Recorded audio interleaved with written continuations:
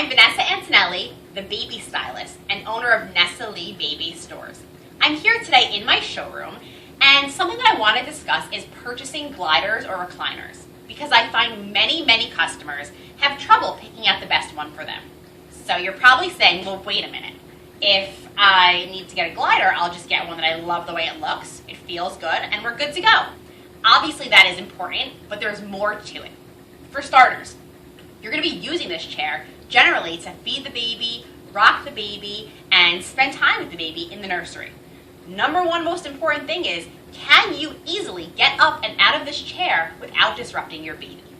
I tell customers to go into stores and either make a makeshift baby. This is a blanket. Obviously it's not going to be as heavy as a baby, but it will give you the ability to see how much space a baby's going to sort of take up when they're a newborn.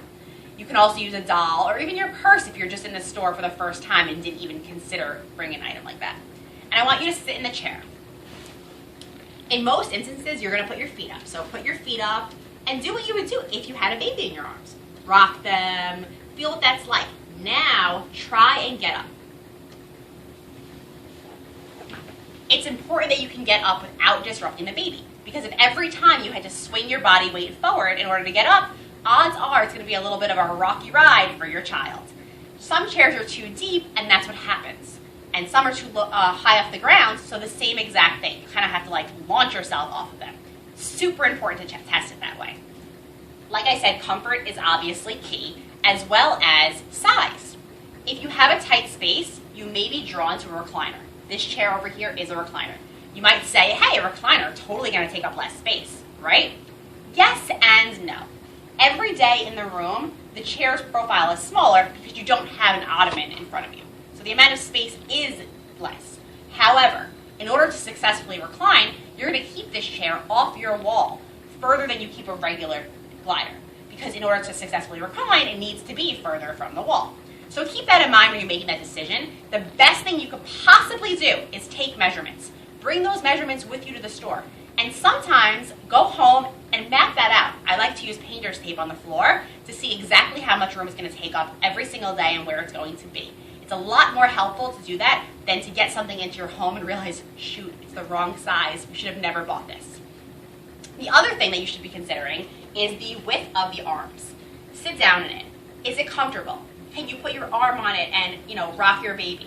Do you feel like it's not wide enough? Totally important and preferential for different people. Height of the chair. Are you guys tall people? Are you short? Does it really not matter to you if you can lean your head back? Sit in it and feel where the chair goes on your head. So for me, this chair is great. I can lean back. My husband, however, probably wouldn't be able to because he's a lot taller than I am. Is that important to him? These are things to consider, and I say that every single person that's going to be using the chair should go to the store and test the chair. Some chairs have side wings. That would give you the ability to lean on them and get more support when you're relaxing with your baby. Is that important to you? Is it not even something that you would consider? Do you like the way it looks or not? You have to think about all these different things when making this purchase. Obviously, the most important thing as well is just general comfort of the chair. Are you comfortable in it? Do you feel like you could sit in it every day and love it? And you want it to be probably the most comfortable place in your home since you're going to be spending so much time on it. Last but definitely not least is the color. Lots of chairs are offered in different colors.